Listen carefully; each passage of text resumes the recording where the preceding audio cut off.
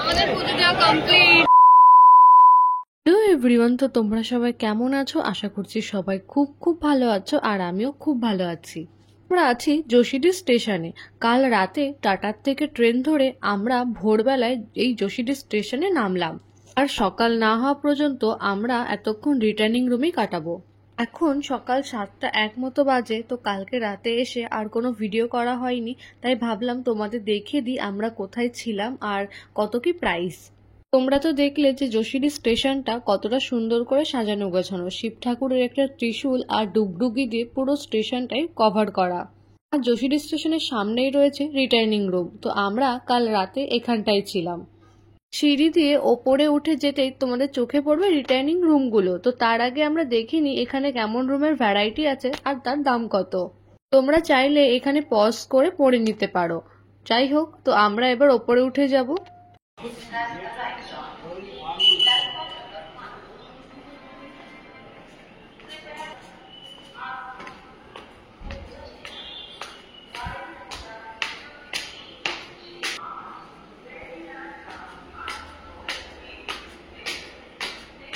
সিঁড়ি দিয়ে উঠেই প্রথমেই চোখে পড়বে রিসেপশন। তো তোমরা এখান থেকে আগে রুম বুক করে নিতে পারো, বা চাইলে তোমরা অনলাইনে রুম বুক করতে পারো। আমরা অনলাইন থেকে রুম বুক করেছিলাম। তো এইটা হচ্ছে আমাদের ঘর যেখানে আমরা কাল ছিলাম। প্রথমে ঢুকতেই আছে বড় একটা সোফা রাখা রয়েছে, তার পাশে একটা চেয়ার, আর দেওয়ালে লাগানো রয়েছে একটা আয়না। এখানে মোট 8টা বেড দেওয়া রয়েছে, আর প্রতিটার সঙ্গে মশারি দেওয়া আছে এর ভেতরে। আমরা যেহেতু নন এসি রুম নিয়েছিলাম, তাই আমাদের 150 টাকা করে পড়েছে। এইবার এই রুমটার কথা বলা যাক। তো কালকে আমরা রাতে ঢুকতে রুমটা খুব একটা পরিষ্কার পরিচ্ছন্ন ছিল না, আর কোনো খাটেই বেড কভার ছিল না। স্টাফদের কাছে যেতে তারা আমাদের বেড কভার দিয়ে গেল, আর বেড কভারগুলো খুব একটা পরিষ্কার ছিল না। কোনো মতে আমরা এখানে শুয়েছি কালকে।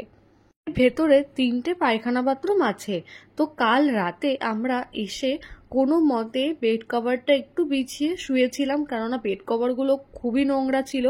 রাতের বেলা গাড়ি ঘোড়া যেহেতু ঠিক মতো পাওয়া যায় না, তাই স্টেশনের কাছে এই রিটার্নিং রুমগুলো বেস্ট অপশন, বাট মেয়েদের জন্য একটু কষ্টকর।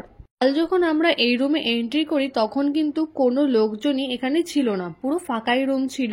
তাই জন্য আমার কোনো অসুবিধা হয়নি, কিন্তু প্রতিবার যে ফাঁকা থাকবে সেটা কোনো কথা না। যাই হোক, আমরা যোশীডি স্টেশন থেকে টোটো ধরে বাবা বৈদ্যনাথ ধামের উদ্দেশ্যে রওনা দিলাম। টোটো করে আসতে প্রায় 10-20 মিনিট মতো সময় লেগেছে। তারা মন্দিরের সামনে নামায় না, মেইন রাস্তায় নামিয়ে দেয়। মন্দিরে আসার সময় তোমাদের হেঁটেই আসতে হবে। বাবা বৈদ্যনাথ ধামটি ভারতের ঝাড়খণ্ড রাজ্যের সাঁওতাল পরগনা বিভাগের দেওঘরে অবস্থিত।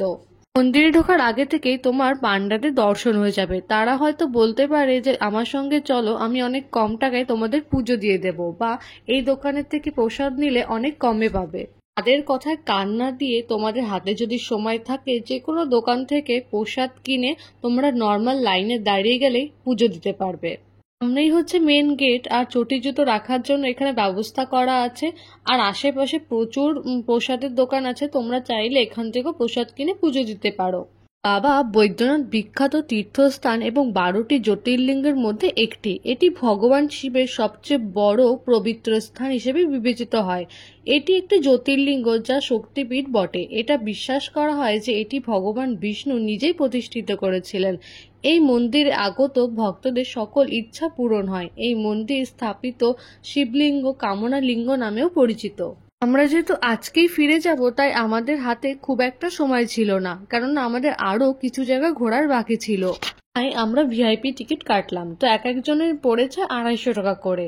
যে আমাদের পান্ডা, সে আমাদের ভিআইপি লাইনে নিয়ে যাচ্ছে। এটি হচ্ছে ভিআইপি লাইনের এন্ট্রি গেট। তো এর ভেতর দিয়ে আমরা মেন মন্দিরে পৌঁছে যাব। খুব একটা ভিড় ছিল না, একদমই কম ভিড় ছিল। খুব জোর আমাদের 30 মিনিট মতো সময় লেগেছে।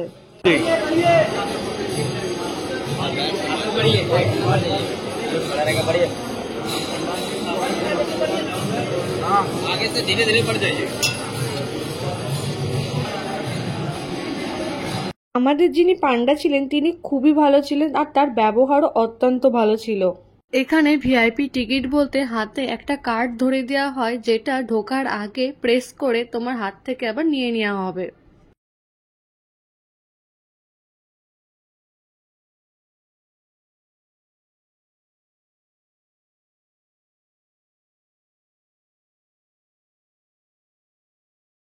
আস্তে আস্তে সিঁড়ি দিয়ে ওপরে উঠে যেতে হবে। দুপাশে এরকম স্টিলের ব্যারিকেড করে দেওয়া আছে আর ওপরে ছাউনি দেওয়া। কেমন যেন একটা সে আসামি নিয়ে গেলে যেরকম লাগে দেখতে, ঠিক সেরকমই লাগছিল। আর দূর থেকে ওই মন্দিরের চূড়াটাও দেখা যাচ্ছিল, দেখতে ভীষণ সুন্দর লাগছিল। মনে একটা জায়গা আছে যারা ভিআইপি টিকিট না কেটে লাইনে দাঁড়িয়েছে আর যারা ভিআইপি টিকিট কেটে দাঁড়িয়েছে তারা সবাই একসাথে মিশে যায়। এখান থেকে আর কেউ বুঝতে পারে না যে কে ভিআইপি টিকিট কেটে এসছে আর কে এতক্ষণ লাইন দাঁড়িয়ে পুজো দিতে এসছে। এর মধ্যে একজন আমার কাছে শুনছিল যে আমাদের এই লাইনটা কতক্ষণ দাঁড়িয়ে এসছি। আমি বললাম বেশিক্ষণ না, ওই 20 মিনিট মতো সময় লেগেছে। আর তারা বলল যে আমরা প্রায় 3 ঘন্টা লাইন দাঁড়িয়ে এতক্ষণ আসলাম। মন্দিরের ভেতরে কিভাবে পুজো দিলাম সেটা পুজো দিয়ে এসে বলছি।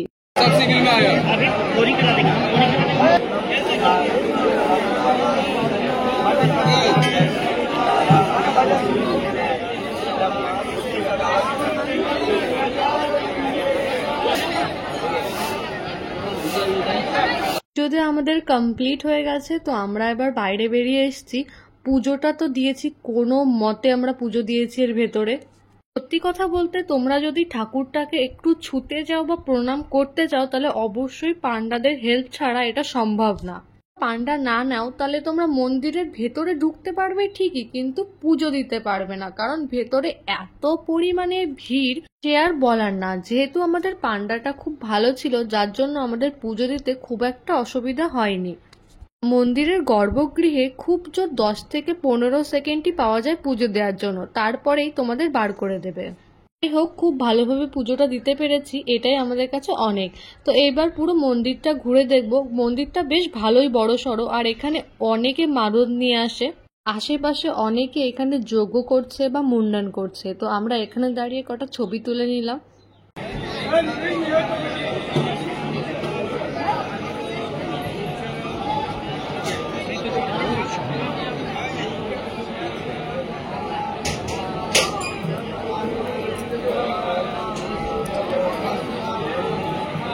কথিত আছে দশানন রাবণ ভগবান শঙ্করকে খুশি করার জন্য হিমালয়ে তপস্যা করছিলেন। এক এক করে মাথা কেটে শিবলিঙ্গে নিবেদন করছিলেন তিনি। 9টি মস্তক নিবেদন করার পর রাবণ যখন 10ম মস্তক কেটে ফেলতে যাচ্ছিল তখন ভোলানাথ খুশি হয়ে তার সামনে উপস্থিত হন এবং তাকে বর চাইতে বললেন, এবং তখন রাবণ কামনা লিঙ্গ লঙ্কায় নিয়ে যাওয়ার জন্য বর চাইলেন। সোনার লঙ্কা ব্যতীত রাবণের শুধু 3 জগৎ শাসন করার ক্ষমতা ছিল না।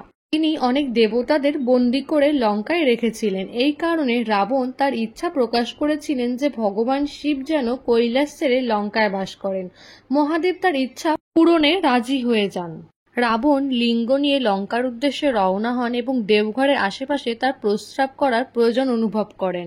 এরপর তিনি লিঙ্গটিকে মাটিতে রেখে স্থান ত্যাগ করেন। ফিরে আসার পর রাবণ লিঙ্গটি তোলার চেষ্টা করলেও কিন্তু তার প্রচেষ্টা ব্যর্থ হয়। সেই থেকেই মহাদেব কামনা লিঙ্গের মূর্তি প্রতীক হিসেবে দেওঘরে বাস করেন।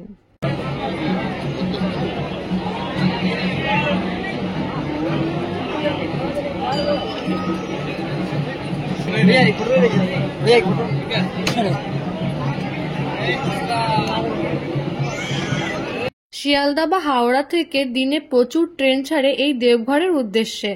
আর ভাড়া ওই 200-300 টাকা করে। আর দেবঘরে আসতে সময় লাগবে 5-6 ঘন্টা মতো।